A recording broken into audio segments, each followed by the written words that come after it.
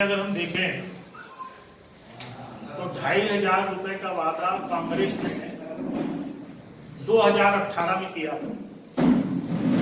उसके बाद केंद्र की सरकार के द्वारा 2 साल के अंदर 300 रुपया क्विंटल बढ़ा, लेकिन कांग्रेस आज भी उसी 2,500 पे अटकी हुई है। कायदे से तो उनको जो उनका वादा था, केंद्र सरकार का जो समर्थन मूल्य है उस समय था 1,600 रुपया, तो 800 रुपया बोनस था। आज तो 600 रुपया बोनस इन्होंने कर दिया। तो कायदे से तो इनको 2,800 रुपया देना चाहिए, और 4 किस्तों में ये जो बोनस दे रहे हैं, आज भी पिछले वर्ष का एक किस्त का भुगतान नहीं हुआ है। तो कांग्रेस को सुनिश्चित करना चाहिए, तारीख बताना चाहिए कि कब तक वो 2,500 रुपए में भुगतान करें। ये 22 तारीख के आंदोलन के बाद क्या दिल्ली के बॉर्डर में भी जाएगी क्या भाजपा समर्थन करने किसानों को? नहीं, देखिए दोनों अलग अलग विषय हैं। उस विषय पे प्रेस कॉन्फ्रेंस हुई।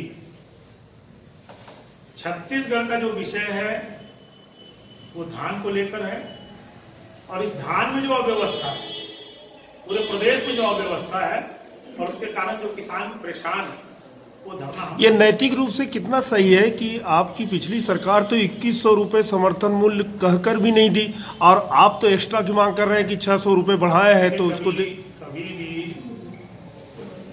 2,100 रुपये समर्थन मूल्य तो आज भी नहीं है। इसी तरह के 2,100 रुपये समर्थन मूल्य तो आज भी नहीं है। भारतीय जनता पार्टी ने जो वादा किया था, 2 साल अगर छोड़ दें तो आखिरी 2 साल में पूरा बोनस भी दिया है, पूरा पेमेंट भी किया है। बल्कि कांग्रेस ने वो 2 साल जो हम लोगों ने बोनस नहीं दिया था, उसका वादा किया था, वो भी पेमेंट नहीं कर रहा है। वो भी हमारी मांग है कि वो भी पूरा करना चाहिए। इसी तरह के प्रदर्शन में भाजपा ने लाठीचार्ज करवाया था कांग्रेसियों पे, ऐसी ही प्रदर्शन हुआ था। कांग्रेस तो लगता है कि 22 तारीख का प्रदर्शन जो है शांतिपूर्ण निपट जाएगा? नहीं, हम भारतीय जनता पार्टी लोकतांत्रिक तरीके से कलेक्टर का घेराव करेगी, लेकिन उसके बाद भी अगर ये सरकार दमनशाही अगर कोई रास्ता अख्तियार करती है तो भारतीय जनता पार्टी के कार्यकर्ता उसके बाद भी पीछे नहीं हटेंगे। बात 60 लाख मीट्रिक टन चावल की थी, 24 लाख मीट्रिक टन का आप आदेश दे रहे हैं। देखिए, एक बात सुन लीजिए, 7 लाख मीट्रिक टन चावल का तो धान खरीदी नहीं होता। और अगर आप देखेंगे, जब भारतीय जनता पार्टी की सरकार थी, केंद्र में भारतीय जनता पार्टी की सरकार थी, जब 24 लाख टन खरीद का ऑर्डर मिलता था।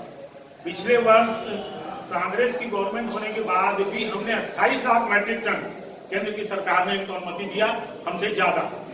केंद्र की सरकार पूरा सहयोग कर रही है, लेकिन इस सरकार की मंशा नहीं है कि वो अपने वादों को पूरा करे और किसानों की जो आय है, जो सुविधाएं हैं, उसको सुचारू रूप से दे सके। केंद्र सरकार एक एक करके कर ले, मैं सबका जवाब। मैंने पहले ही कहा, आप लोगों के सामने, आप लोगों के माध्यम से ही सिंहदेव साहब ने कहा था कि 30 सितंबर तक पूरा पेमेंट नहीं होगा, मैं मंत्रिमंडल से रिजाइन दे दूंगा। अब उनकी सुनी नहीं सुनी, ये उनकी पार्टी को तय करना है, प्रदेश के मुख्यमंत्री को तय करना है। आपको तो मांगना चाहिए, देना है नहीं देना है, ये उनको तय करना है। इस्तीफा आपको, क्यों आप मांगने से क्यों पीछे हट रहे हैं? नहीं, मैंने कहा, मैं आगे बोल रहा हूँ, मांग रहे हैं मैं इस्तीफा। ऐसा मानता हूँ कि प्रदेश की जो सरकार होती है वो सामूहिक नेतृत्व की सरकार होती है। प्रदेश का मंत्री अगर कोई बोल रहा है तो पूरी सरकार बोल रही है, इस सरकार को सामूहिक इस्तीफा दे देना चाहिए। ये 13 तारीख के प्रदर्शन में कुर्सियां खाली थी, और दूसरा भी मैं ऐसा मान, देखिए, जहां तक कुर्सी खाली थी, न जनता को दिखाई दी, हम लोगों की उपस्थिति हमको दिखाई दी। और जहां तक अनुमति का सवाल है, मैंने पहले ही कहा, भारतीय जनता पार्टी ने उस दिन भी अनुमति ली थी, आज भी हमने लिखित में सूचना दी है कि हम यहाँ धरना करेंगे, कलेक्टर का घेराव करेंगे। भारतीय जनता पार्टी पूरी तरह से लोकतांत्रिक पद्धति पे विश्वास करती है, और जो नियम है उसके तहत हम अपना काम करें। ये अरपा मंत्री की सूचना थी एक एक करके पूछ लो तो ज्यादा अच्छा अरपा रहेगा। नदी में लगातार अवैध उत्खनन हो रहा है, इतनी भारी मात्रा में हो रहा है, विपक्ष चुप क्यों है? आप लोग की मिली भगत है क्या उसमें? अरपा नदी में लगातार 14-15 घाट में अवैध उत्खनन हो रहा है। आपके पुराने सीएम कह के गए हैं लीकर लैंड सैंड पर ही सरकार चल क्यों रही आप है। लोग चुप बैठे हैं? बताइए उसमें क्या भारतीय अरपा की जनता पार्टी, अरपा को बचाने का आप लोग का दायित्व नहीं है क्या? भारतीय जनता पार्टी इस प्रदेश के जितने भी कांग्रेस के द्वारा अनियमितताएं की जा रही हैं, वादे से मुकर रही है, जनता को दबाव बनाकर वसूली की जा रही है, उन सारे मुद्दों पर भारतीय जनता पार्टी विपक्षी दल की भूमिका निभाएगी और इनको मजबूर करेगी कि ये सारे काम को 2.25 साल तो हो गए, कब निभाएगी? 2.25 साल हो गए।